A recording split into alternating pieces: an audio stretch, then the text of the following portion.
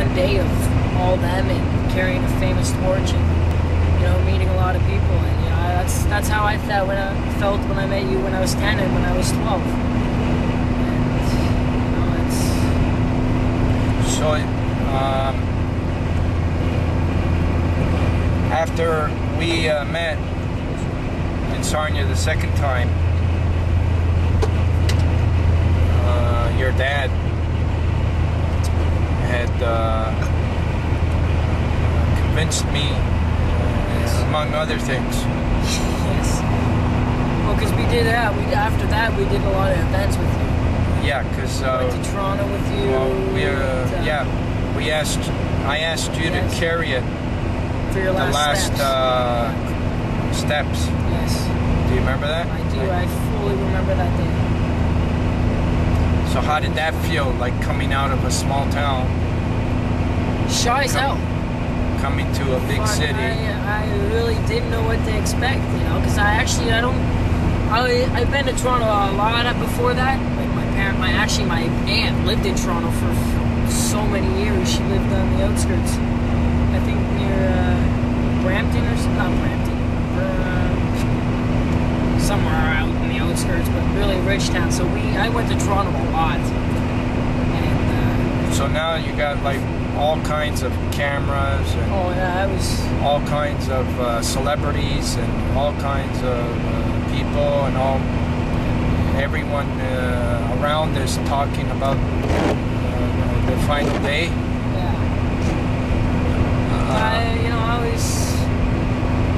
I met a lot of people. I met your whole family the first time, I think. Like your sister, Alessia, when she was singing. She got to sing the national anthem and stuff. I was really honored for you invited me to Toronto and doing that.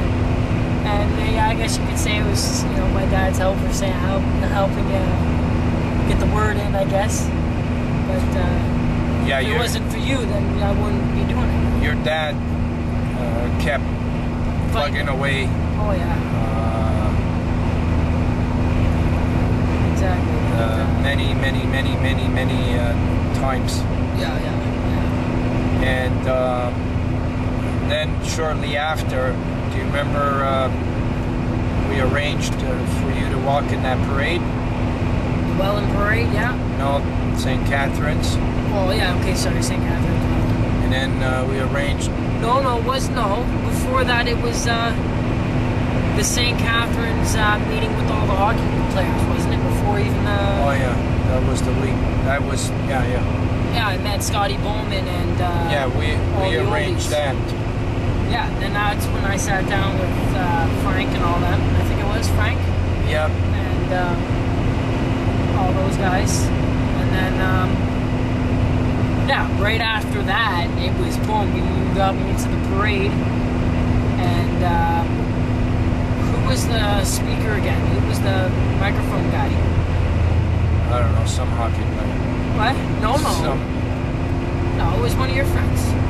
I can't remember. Frank, yeah, Frank Furman. Yeah.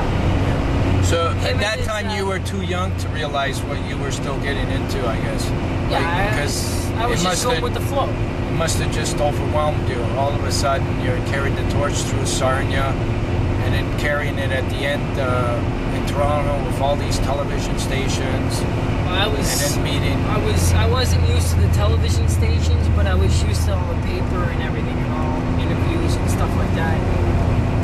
Because that happened, you know, I've done that since I was born. But when it started getting, like, realized it getting bigger with all the media and stuff that you arranged, and then you got into the national spotlight. Yeah. You were invited to a national spotlight now. Yeah. I guess I was involved with a lot of things after I met you. And I got to do a lot of great stuff. So pitch at the Blue Jays game, you know, I never thought of doing that in my life. And I know the Liver Foundation wouldn't have done it.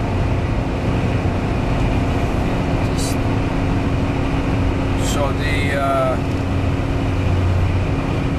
there campaign didn't begin yet. No, it was the beginning. And I didn't even know. You didn't know all the work that was going on to make your campaign happen. Nope. You didn't have any idea how much effort was being put into it. Nope. And all the people that were doing something.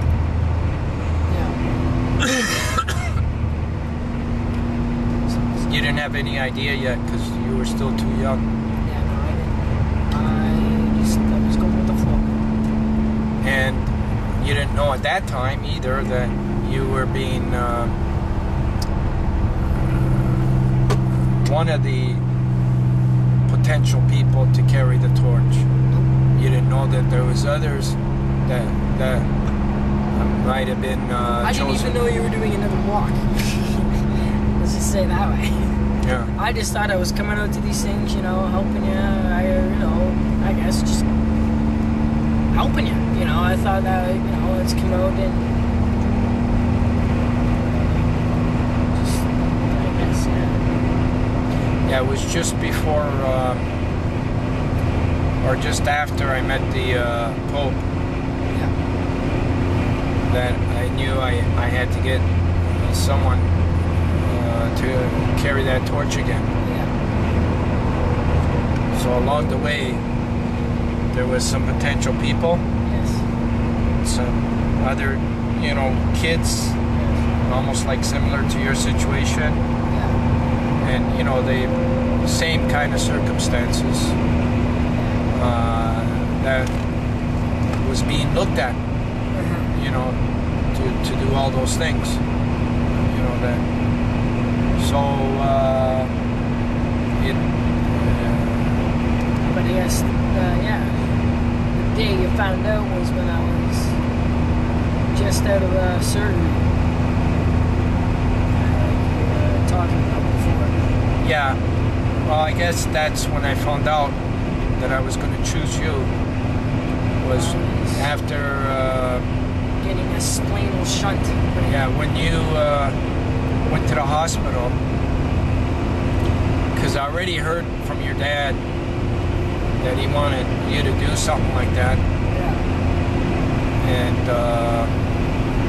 And you know, I kept hearing it from him, and so you did become one of the kids that I was looking at. Yeah. But it wasn't until you got out of the hospital. And I think I almost died that time. That I was talking with you. I was talking with you a few times. Do you remember that? Yeah, I do. And you were telling me yourself that you wanted to do it as well. That you wanted to